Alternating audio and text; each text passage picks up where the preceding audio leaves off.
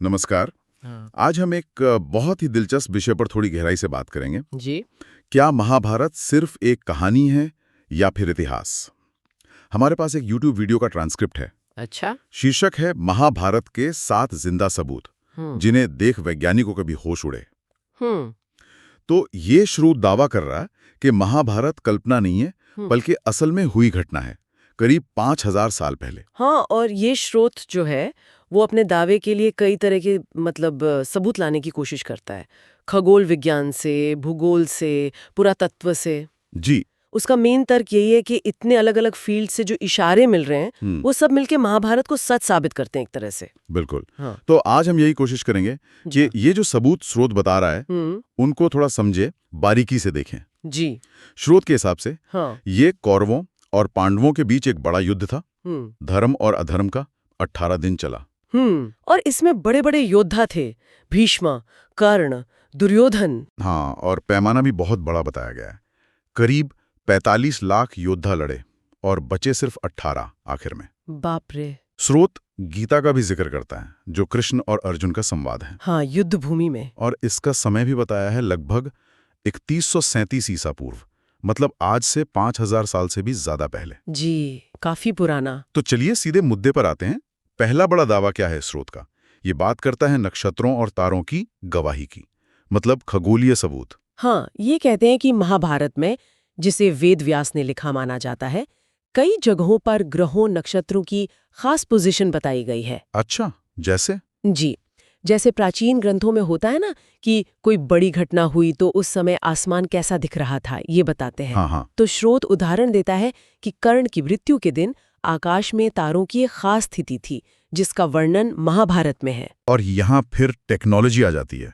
ये इसे और भी मतलब दिलचस्प बना देता है। बिल्कुल। स्रोत कह रहा है कि आजकल ऐसे कंप्यूटर सॉफ्टवेयर हैं जो यूनिवर्स का सिमुलेशन बना सकते हैं।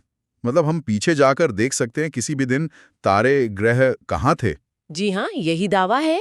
ये सुनने में तो कमाल का लगता है, पर क्या मतलब जो पुराने काव्य में लिखा है उसे इतने सटीक तरीके से सॉफ्टवेयर में डालकर रिजल्ट निकाल सकते हैं, इसमें गलती की गुंजाइश नहीं होती क्या? देखिए, आपका सवाल बिल्कुल जायज है।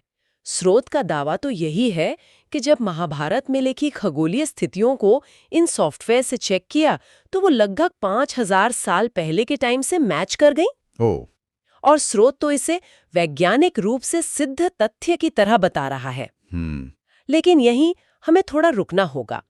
पहली बात, क्या महाभारत के ये वर्णन खगोल विज्ञान के हिसाब से एकदम सटीक है, या वो काव्य की भाषा में है, थोड़े अलंकारिक? हाँ, मतलब हो सकता है कोई रूपक हो जिसे हम आज लिटरली ले रहे हों। बिल्कुल। और उनकी व्याख्या कैसे की जा रही है? क्या एक ही वर्णन की कई मतलब नहीं निकल सकते? हाँ, सही बात है। तो क्या ये पक्का है कि सॉफ्टवेयर जो मैच दिखा रहा है वो सिर्फ 5000 साल पहले से ही मैच हो रहा है, किसी और टाइम से नहीं?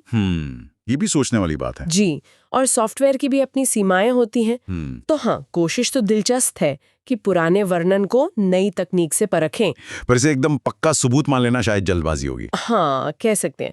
व्याख्या का पहलू बहुत महत्वपूर्ण है यहाँ। समझ गया। तो खगोलीय दावों के बाद स्रोत हमें ले जाता है भूगोल की तरफ, मैप्स की तरफ। जी। उसका कहना है कि महाभारत सिर्फ कुरुक्षेत्र की कहानी नहीं, इसमें जिन राज्यों, जिन जगहों का जिक्र है वो आज के भूगोल से मेल खाते हैं। क्या ये तर्क ज्यादा ठोस लगता है? स्रोत का आधार ये है कि महाभारत में जो कई राज्य और राजा बताए गए हैं उनकी पहचान आज के नक्शे पर हो सकती है। जैसे कौरवों की तरफ से जो लड़े राजा भगदत्त, स्रोत उन्हें आज के इराक से जोड़ता है। इराक से? अच्छा। राजा सुशर्मा को आज के ईरान से, और शकुनी जो गांधार के थे, उनका राज्य आज का पश्चिमी पाकिस्तान और पूर्वी दक्षिणी अफगानिस्तान का हिस्सा बताया गया है। और पांडवों के साथ ही? हाँ, उनके भी उदाहरण हैं, जैसे कलिंग यानी आज का ओडिशा, जयद्रथ का राज्य मतलब पाकिस्तान का सिंध बलूचिस्तान प्रांत, और पांडवों की तरफ से पांचाल जो यूपी का क्षेत्र है, मत्स्य यानी राजस्थान, मगध यानी बिहार, और दक्षिण भारत के पांड्य राज्य का भी नाम है। अच्छा। तो स्रोत का तर्क ये है कि इतने सारे स्थानों का वर्णन जो इतने बड़े इलाके को कवर करता है और उनका आज के स्थानों से ये कथित कनेक्शन, ये बताता है कि कहानी किसी असली भू राजनीतिक नज़ारे पर बेस थी। ये नाम और इलाके सुनने में तो जाने पहचाने लगते हैं, सही में। पर क्या सिर्फ नामों का मिलना या अंदाजन लोकेशन बता देना काफी है? हजारों सालों में तो जगहों के नाम बदल जाते हैं, सीमाएं बदल जाती हैं, नदियां, समुद्र तट भी बदल जाते होंगे। बिल्कुल सही मुद्दा उठाया आपने। तो क्या इस तरह के मिलान के लिए और पक्के सबूत नहीं चाहिए होते? बिल्कुल चाहिए होते हैं। देखिए, नामों में समानता या लोकेशन का अंदाजा ये एक शुरुआती पॉइंट हो सकता है, जी। लेकिन इसे ऐतिहासिक सबूत मानने के लिए बहुत गहराई में जाना पड़ता है।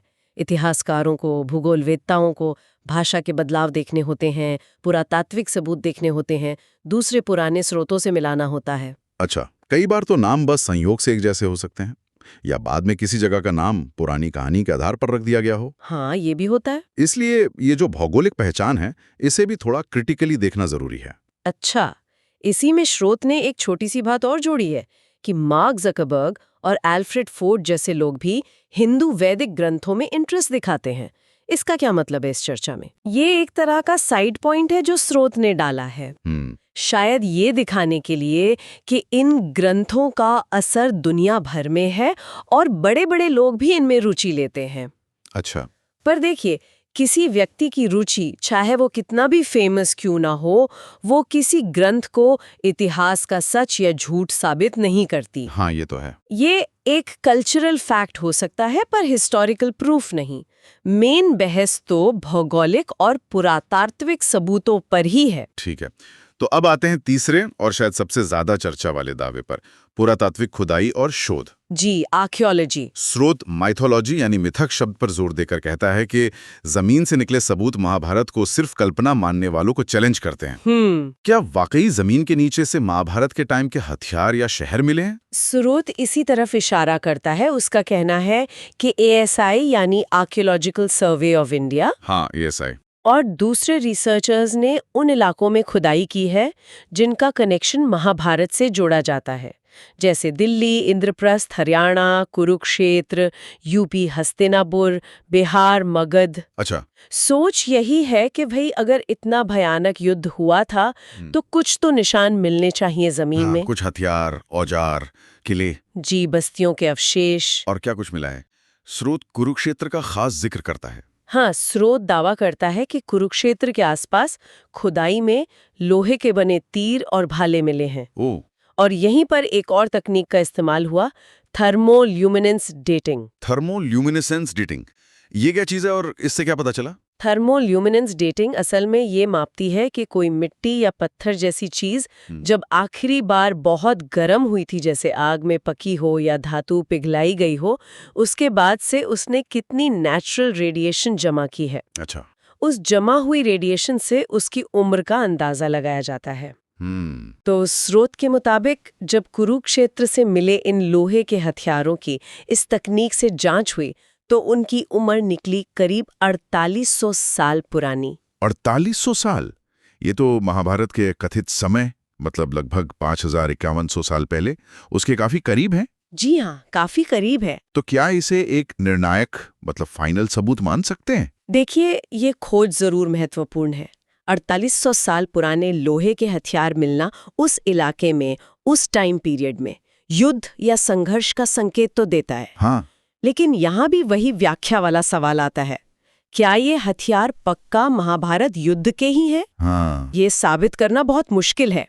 हो सकता है ये उस दौर के किसी और लोकल लड़ाई के हों। अच्छा। दूसरी बात, डेटिंग तकनीकें, चाहे थर्मोल्यूमिनेसेंस हो या कार्बन डेटिंग, वो एक अंदाजन टाइम पीरियड बताती हैं, कोई फिक्स डेट नहीं। हाँ, एक रेंज होती है। जी, लगभग 4800 साल का मतलब कुछ 100 साल इधर-उधर भी हो सकता है।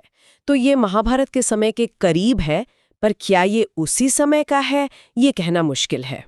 स्रोत ने मिट्टी के बर्तनों का भी जिक्र किया था। हाँ, स्रोत बताता है कि खुदाई में पेंटेड ग्रेवेयर और दूसरे तरह के मिट्टी के बर्तन भी मिले हैं, जिनका अभी अध्ययन चल रहा है।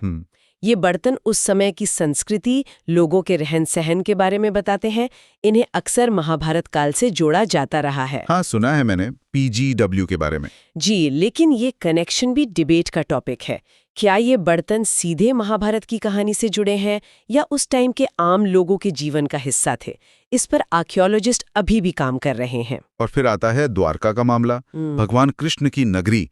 कहते हैं उनके जाने के बाद समुद्र में समा गई थी। जी हाँ, क्या समुद्र के नीचे वाकई कुछ मिला है? ये महाभारत की ऐतिहासिकता से जुड़ी शायद सबसे चर्चित आर्कियोलॉजिकल खोजों में से एक है। कहानियों में है कि कृष्ण के देह त्यागने पर, जो द्वापर युग का अंत और कलयुग की शुरुआत मानी जाती है, हाँ, द्वारका नगरी समुद्र में डूब गई।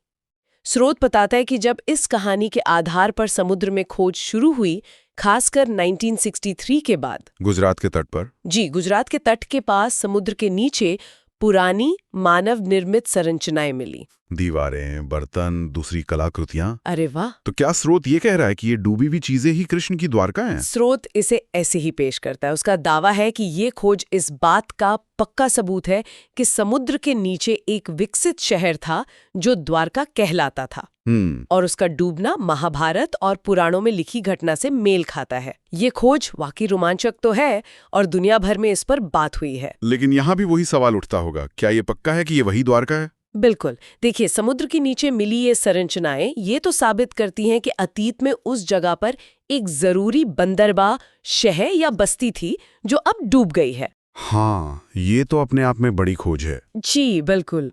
लेकिन क्या ये वही द्वारका है जिसका जिक्र हमारे ग्रंथों में इतने विस्तार से है?